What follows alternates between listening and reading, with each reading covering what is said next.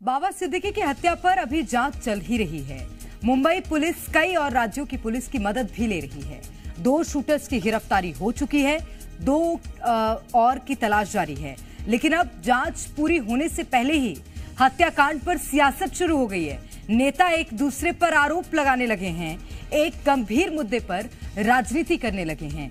आखिर मर्डर पर पॉलिटिक्स का मकसद क्या है? किसको दिख रहा है पॉलिटिकल गेम? देखिए इस रिपोर्ट में।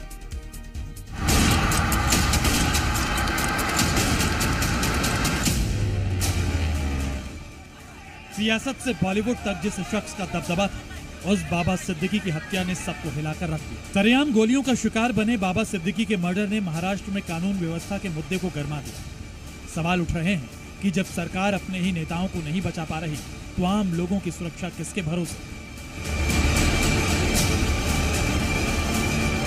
हत्या का पीछे कारण कुछ भी हो, लेकिन हत्या हो गई है तो आपका फेल्योर है, मुख्यमंत्री का फेल्योर है। सरकार ने सही मानों में तो इस्तीफा दे देना चाहिए। राज्य सरकारों को थोड़ा लॉ एंड ऑर्डर की स्थिति को देखना चाहिए। बाबा सिद्दीकी इसी साल कांग्रेस छोड़कर अजित पवार के साथ चले गए थे, जो इस समय महाराष्ट्र के डिप्टी सीएम हैं। अजित पवार को जैसे ही इस हत्याकांड की खबर मिली, वो अस्पताल पहुंचे। उन्होंने बाबा सिद्दीकी के परिवार से मिलकर दुख जताया और दोषियों के खिलाफ कड़ी कार्रवाई की बात कही। वहीं महाराष्ट्र के डिप्टी सीएम और गृह मंत्री देवेंद्र फडणवीस ने भी सभी आरोपियों पर कानून का शिकंजा कसे जाने का दावा किया। सीएम साहब भी इसके ऊपर उनका ध्यान दे रहे, खुद होम मिनिस्टर भी दे रहे और मेरा भी है, हमारे बाकी साथियों का भी है। और जल्द से जल्द पता चलेगा कि एग्जैक्ट ये सब करने का कारण क्या है। ही अतिशय दुःखद आणि गंभीर अशा प्रकारची घटना आहे।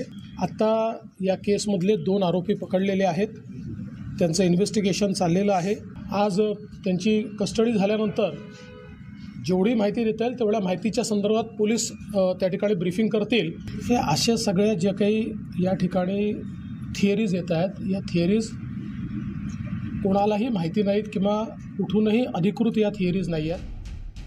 सरकार भले ही कड़ी कार्रवाई का दावा कर रही हो, लेकिन वाई श्रेणी की सुरक्षा मिले होने पर भी जिस तरह बाबा सिद्दीकी की हत्या हुई, उसने विपक्ष को कानून व्यवस्था को कटघरे में खड़ा करने का मौका दे दिया है।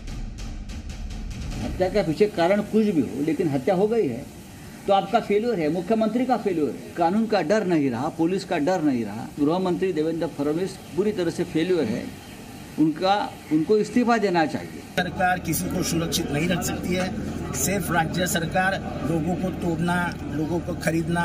खुद अमित शाह आके बोलते हैं कि ब्लॉक लेवल के कार्यकर्ता, छोटे कार्यकर्ता, उनको भी थोड़ा खरीद लो।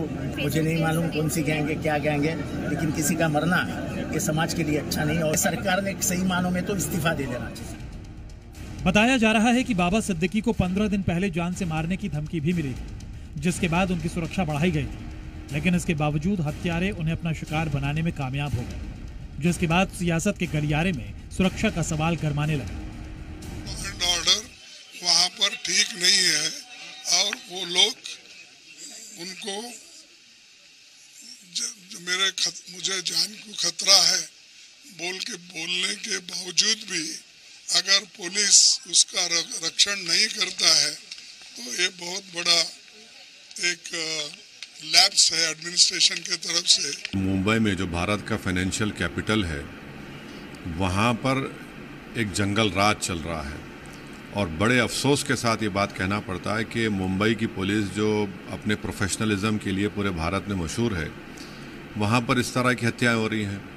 तो इससे एक बात मालूम होती है कि वहाँ की शिंदे और फडणवीस की सरकार के पास कोई पॉलिटिकल विल नहीं है।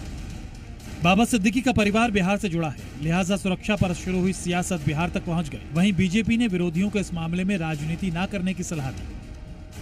अगर वहाँ ऐसी घटना हो जाती है तो आप समझ सकते हैं कि कोई भी सुरक्षित नहीं है। हत्यारों का मन जो है काफ़ी बढ़ा हुआ है। इसमें राज्य सरकारों को थोड़ा लॉ एंड ऑर्डर की स्थिति को देखना चाहिए। एक आपराधिक घटना है और इस आपराधिक घटना पर राज्य सरकार जो भी उसका गुनाहगार है, उस गुनाहगार के गिरबान तक कानून के हाथ पहुंचेंगे और इसमें कोई भी किसी भी तरह से किसी को भी राजनीति करने की जरूरत नहीं। जाहिर है पुलिस प्रशासन और सरकार अपना काम कर रही है, मगर जिस तरह एक पूर्व मंत्री और विधायक का मुंबई जैसे शहर में मर्डर कर दिया गया, उससे सवाल उठने लाजमी है और इसका जवाब सरकार को देना होगा। मुंबई से अश्विनी पांडे के साथ ब्यूरो रिपोर्ट, जी मीडिया।